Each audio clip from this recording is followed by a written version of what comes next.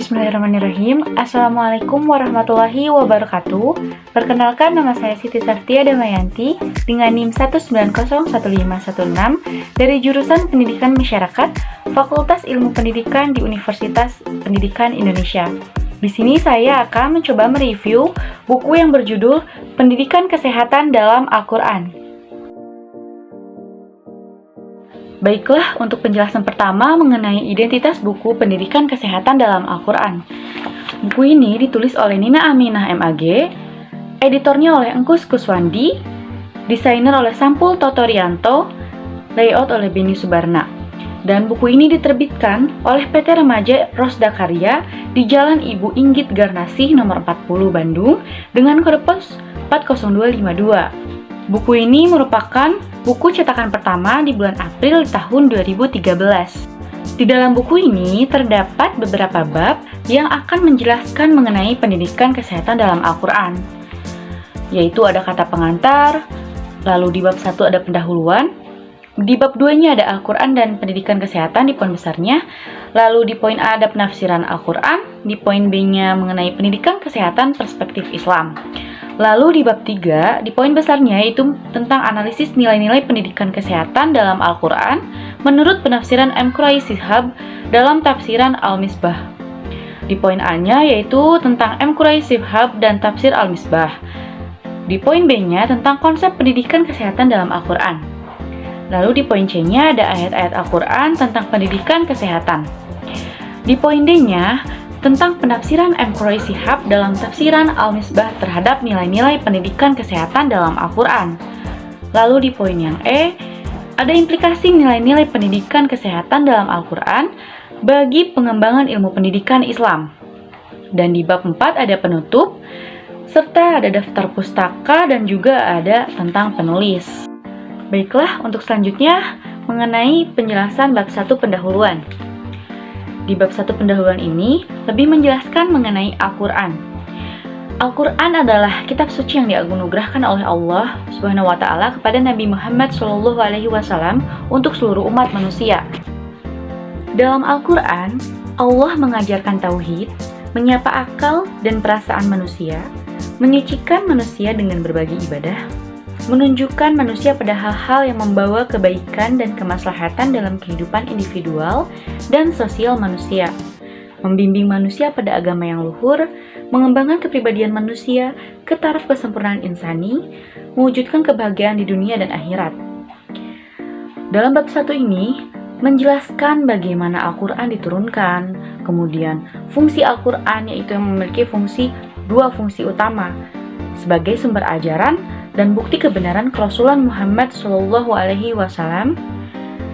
Sebagai sumber ajaran, Al-Quran memiliki berbagai norma keagamaan sebagai petunjuk bagi kehidupan umat manusia untuk mencapai kebahagiaan di dunia dan akhirat, yang merupakan akhir dari perjalanan hidup mereka.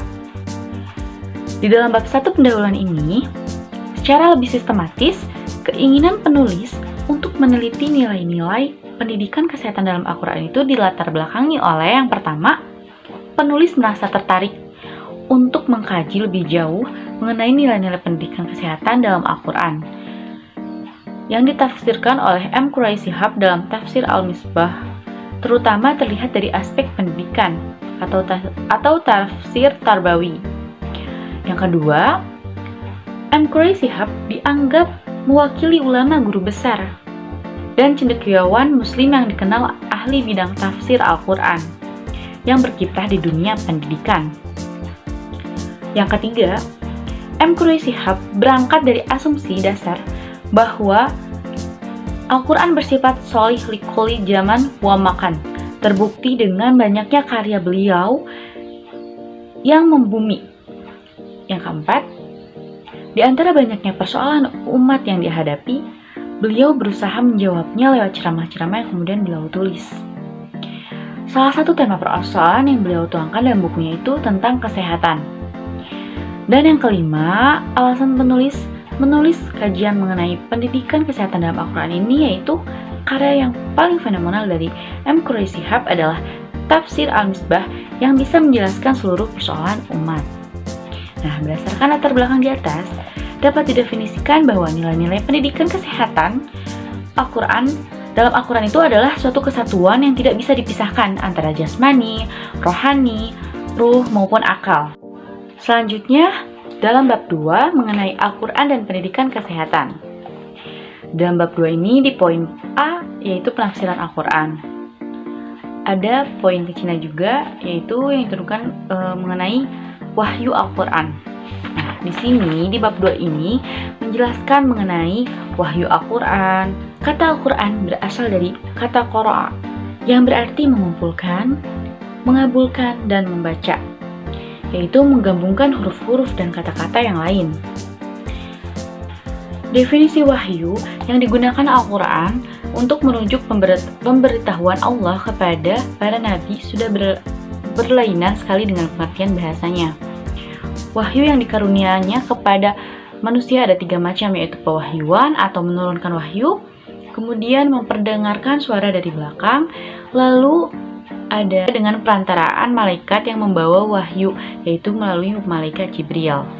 Lalu di bab 2 ini ada juga mengenai hakikat risalah Al-Quran, juga ada tafsir Al-Quran, lalu ada metode-metode tafsir, yaitu metode tahlili, ada metode ijmali, ada metode muqarin atau muqaron, dan juga metode madu'i. Selanjutnya di poin B yaitu mengenai pendidikan kesehatan perspektif Islam, yaitu ada poin pertamanya itu mengenai manusia dan perannya. Di sini dijelaskan manusia itu bagaimana gitu, ada perannya dan tugas yang harus dilakukan oleh manusia di bumi gitu.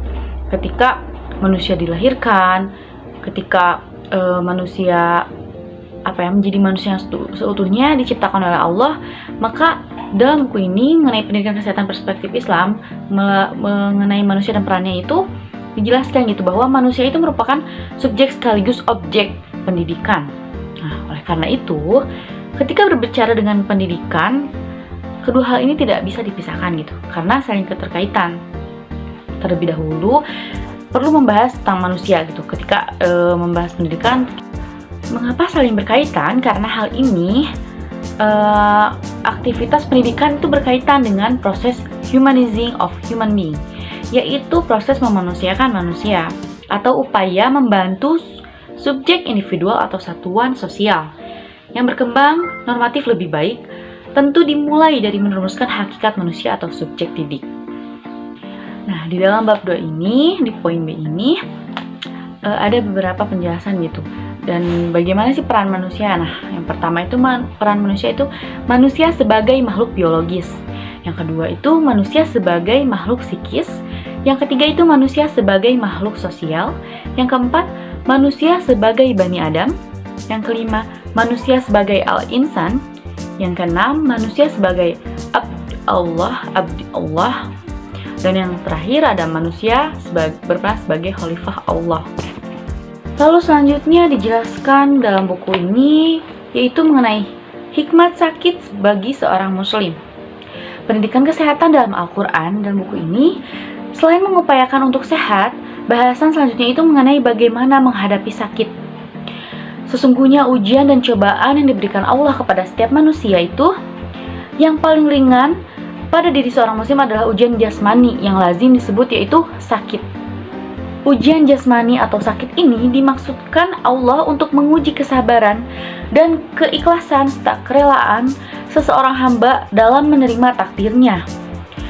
Ditinjau dari dimensi vertikal, paling tidak ada 3 manfaat keutamaan musibah yang ditampakkan kepada seorang mukmin yang disampaikan oleh Al-Yafi. Yang pertama, musibah sebagai penebus dosa yang pernah dilakukan manusia akibat kelalaian dan pelanggarannya terhadap perintah dan larangan Allah Subhanahu wa Ta'ala. Maka Allah memberikan ganjaran secara spontan dan juga kontan. Hal ini mungkin sebagai tanda kasih sayang Allah sehingga hambanya bisa keluar dari dunia ini dalam keadaan bersih. Yang kedua, musibah sebagai pengingat dan penguji kualitas kesabaran seseorang. Apabila seorang hamba menghadapi cobaan dengan ridho, ikhlas, dan terus-menerus berikhtiar mencari jalan keluar dengan cara yang sebaik-baiknya, sesuai dengan tuntunan syara', tidak mengeluh, mengaduh, apalagi meratap dan merintih, maka Allah menjanjikan akan mempermudah urusan hisabnya di hari kiamat. Lalu yang ketiga, musibah sebagai tangga untuk mencapai kualitas atau derajat yang lebih tinggi di sisi Allah, sebagaimana musibah yang ditimpakan kepada Nabi Ayub alaihi salam. Jadi, ketika kita sebagai manusia menghadapi segala ujian ataupun musibah, kita senantiasa harus sabar, harus ikhlas dengan apa yang diberi oleh Allah, apa ujian apapun dan cobaan yang diberi oleh Allah. Karena Allah ingin menguji kesabaran kita. Allah ingin menguji keriduan kita, keikhlasan kita ketika Allah memberikan setiap ujian ataupun percobaan, ujian, cobaan dan lain sebagainya yang membuat kita sakit ataupun membuat kita merasa tidak sanggup melakukannya. Namun Allah telah berjanji dalam Al-Quran bahwa Allah tidak akan memberikan ujian atau cobaan di luar batas kemampuan hambanya. Jadi kita harus yakin dan bisa bahwa kita akan sanggup untuk menghadapi semua ujian yang diberi oleh Allah, termasuk musibah atau ujian sakit. Selanjutnya yaitu ada kiat menguatkan iman ketika sakit. Yang pertama, berbaik sangka kepada Allah atau husnuzzolim billah, yaitu ketika kita berpositif thinking kepada Allah, berpikir positif kepada Allah, berbaik sangka kepada Allah, insya Allah iman kita akan meningkat meskipun dalam keadaan sakit sekalipun. Lalu bersabar, kita harus bersabar menahan diri, ego, nafsu yang ada dalam diri kita. Kita harus ikhlas dalam menghadapi segala ujian cobaan dari Allah Subhanahu wa taala. Kemudian banyak bersyukur kepada Allah. Ini hal penting dalam kehidupan. Karena jika kita merasa bersyukur, maka Allah janjikan nikmat yang lebih kepada kita. Kemudian memperbanyak istighfar dan menghisap diri sendiri atau muhasabah li nafsi. Ketika kita memperbanyak istighfar meskipun dalam keadaan sakit, insya Allah iman kita akan terjaga lebih kuat dan juga akan terhindar dari hal-hal yang tidak diinginkan. Maka Allah pun akan menghapus dosa-dosa yang kita lakukan, yang kita berbuat meskipun secara sadar ataupun tidak disadari. Lalu bertawakal kepada Allah. Kemudian di dalam Al-Quran dijelaskan atau menggambarkan bahwa penyakit yang diderita manusia ada yang bersifat fisik dan juga penyakit hati dan jiwa. Lalu di bab 3 mengenai analisis nilai-nilai pendidikan kesehatan dalam Al-Quran, menurut penafsiran M. Quraish Shihab dalam tafsir Al-Misbah. Di sini, di bab 3 ini menjelaskan mengenai riwayat hidup dan karya-karya M. Quraish Shihab, dari tanggal lahirnya, tempat lahirnya di mana, kemudian dijelaskan juga bahwa ada penemuan-penemuan maupun tanggapan-tanggapan beliau gitu melalui tafsiran Al-Misbah mengenai Al-Quran dan juga pentingnya konsep pendidikan kesehatan dalam Al-Quran. Dan yang terakhir yaitu merupakan bab 4 atau penutup, di mana di bab 4 ini menjelaskan mengenai kesimpulan atau keseluruhan gitu dari kesimpulan yang bab pertama, bab kedua maupun yang bab ketiga. Dan juga ada mengenai kesimpulan dari penafsiran M. Quraish Shihab Al-Miftah. Lalu yang selanjutnya ada daftar pustaka, kemudian ada tentang penulis. Penjelasan tentang penulis ini merupakan pengenalan gitu bagi penulis, dilahirkan di mana, penulis bernama lengkap siapa, dan sebagainya. Selanjutnya tentang kelemahan dan juga kelebihan dalam buku pendidikan kesehatan dalam Al-Quran. Di sini kelemahannya yaitu ada beberapa bagian pembahasannya itu diulang-ulang atau berulang-ulang. Kemudian di sini ada beberapa tokoh yang dijelaskan namun tidak ada gambarnya. Karena menurut saya juga sebagai pembaca, alangkah baiknya jika ditampilkan foto gambar mengenai tokoh, salah satu tokoh ataupun beberapa tokoh yang dijelaskan dalam buku ini. Selain kita agar tahu siapa tokoh tersebut yang diceritakannya dan ditulis dalam buku ini, agar membuat pembaca juga tidak merasa bosan ketika melihat tulisan ataupun dalam buku ini yang terus-menerus hanya tulisan saja gitu. Lalu kelebihannya yaitu di dalam buku ini desainnya sangat sederhana, unik, juga estetik. Kemudian di sini ada gambar Al-Quran dan juga ada gambar alat kesehatan yang memang menyangkut pautkan atau berkaitan dengan pendidikan kesehatan dalam Al-Quran ataupun berkaitan dengan judul yang akan ditulis, yang akan dijadikan buku seperti ini. Lalu dalam tulisannya pun cukup rapi dan juga tidak membuat pembaca bosan ataupun tidak membuat pembaca merasa kesulitan dalam membaca. Jadi di sini hurufnya jelas, ukuran hurufnya jelas, warna dari buku dan kakunya juga jelas. Dan yang bagusnya lagi di sini tuh daftar pustakanya lengkap. Ketika ada beberapa bagian partnya juga ada kelengkapan gitu, dikasih tanda misalnya angka 11 atau angka berapa, dan di bawahnya pun ada tulisan atau pengertian dalam penjelasan yang diambil dan dikutip. Lalu di part terakhir pun ada tentang penulis. Jadi kita bisa tahu gitu bahwa ini ada gambar ataupun nama lengkap dan juga identitas dari penulis buku pendidikan kesehatan dalam Al-Quran. Sekian penjelasan review buku pendidikan kesehatan dalam Al-Quran dari saya. Mohon maaf apabila ada kesalahan. Wassalamualaikum warahmatullahi wabarakatuh.